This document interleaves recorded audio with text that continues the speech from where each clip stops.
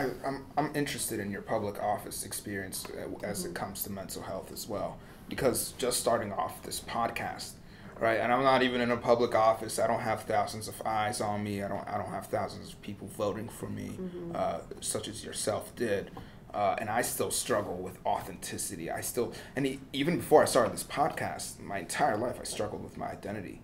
You know, at some points I even hated being Muslim, hated the idea that I came from an Arab household. And that's one of the reasons I think I am such a valid source when it comes to Islam, because I took the scientific approach to Islam, which is I wanted to prove it wrong, and it became correct through my trying to prove it wrong, right? That's how scientific theory should be approached as well. You're trying to prove it wrong, and then through your attempt to prove it wrong, it proves itself correct. That's what makes a good theory. So that's what I did with Islam, right? That's what I did with Islam my entire life, and that's why I am deeply infatuated and in love with Islam the way I am now, as much as I can be. But I've struggled. I've struggled with my identity. Like you said, I've struggled with so many sins because it's difficult. It's difficult to be a Muslim, let alone a perfect Muslim, especially when Islam tells you not to drink, not to smoke, not to be with girls or the opposite, or just a person that you're attracted to sexually, I guess. And even money, with your money, you can't buy a house, you can't buy a car, you can't buy anything now without interest in this country. Right. Everywhere you go, there's Bud Light commercials and Budweiser commercials. Alcohol is sold everywhere. Sex is sold everywhere. Women are sexualized, hyper-sexualization of women and men in the West, even to a point where people who aren't Muslim are looking at it and going, what the hell is going on, right? And drugs, we are going through a psychedelic renaissance, right? There's more psychedelics, there's more drugs available for people than ever before. It is outrageously difficult to become Muslim now, and be Muslim and sustain as a Muslim. So you as a Muslim not only sustained, thank God, as a Muslim, but you were also able to elevate and become a leader as a Muslim. How was that experience like? I think a lot of pressure. The way that, what I decided to do a little over a year ago, it's almost been a year and a half, I have a life coach, and she's amazing. What's her relationship to you before that? I didn't know her before. Oh, okay. I had a friend who was previously was elected as a young elected official. In her youth, she was a young elected official up in New York. And she said, Raaheela, I'm trying this thing. I'd like to connect you to this life coach.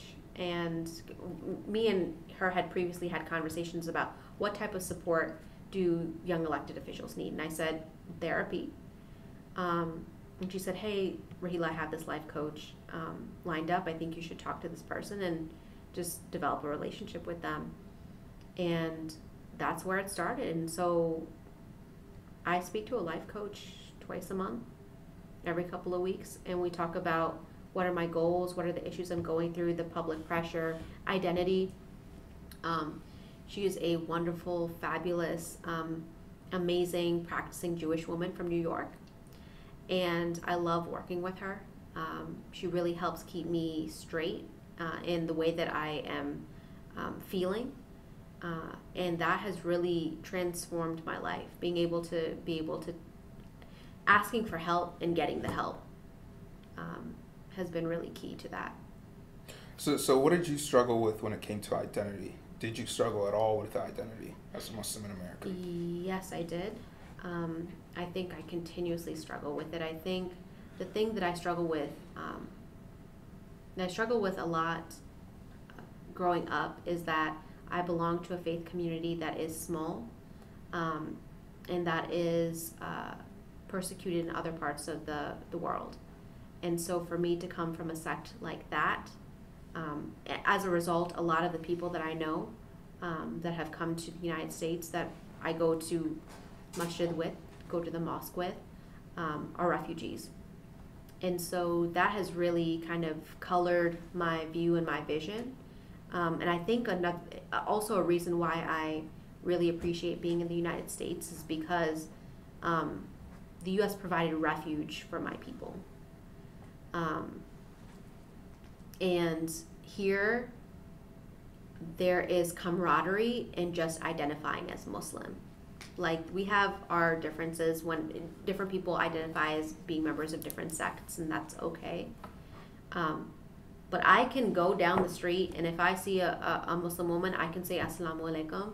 I will know she is going to say Wa alaikum assalam, and it doesn't matter that we're from two different sects. It doesn't matter that we're from two different countries.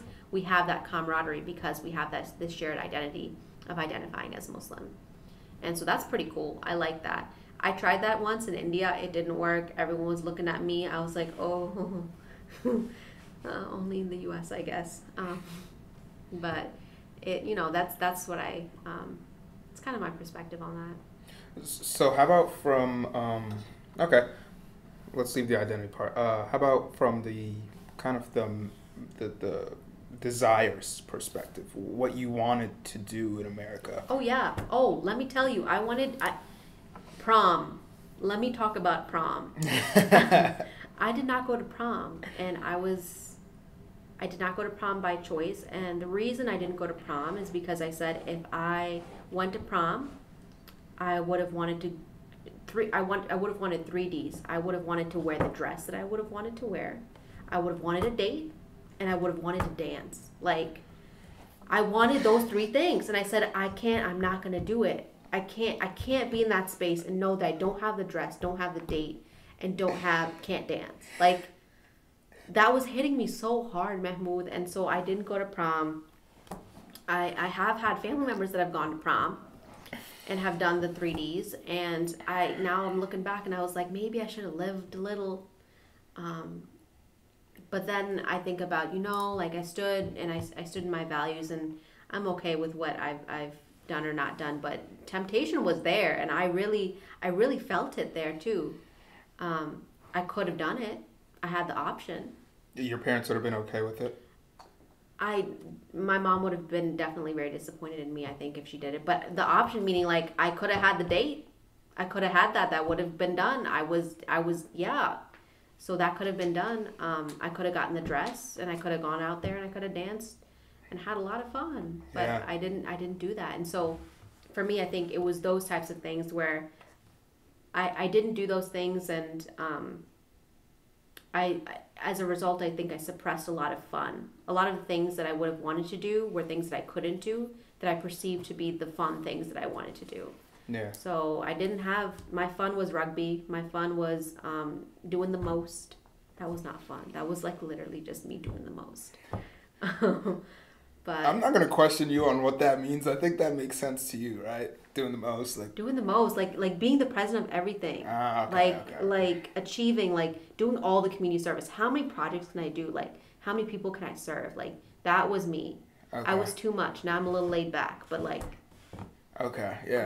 That was my idea of, like, let me see how far I can go to do things, and stretch myself to my limits and what I'm able to accomplish. But it came at the expense of a lot of other things, and I definitely felt the temptation to do things that I ended up not doing. But it's always a battle, right? It's always, every day you wake up, you have to make the choice, right? Of not doing it. Mm-hmm. Like, it's a constant choice, consciously not to do it. Yeah. The school dances, I think, were a significant part in me having a bad relationship with my parents growing up. Wasn't allowed to go to homecoming. And I got asked to prom when I was a sophomore by a senior and a junior, and I couldn't go. And that really irritated me. I know, right? We'll go over there afterwards. And then when I was a junior, I went behind my parents' back. Right. Wow.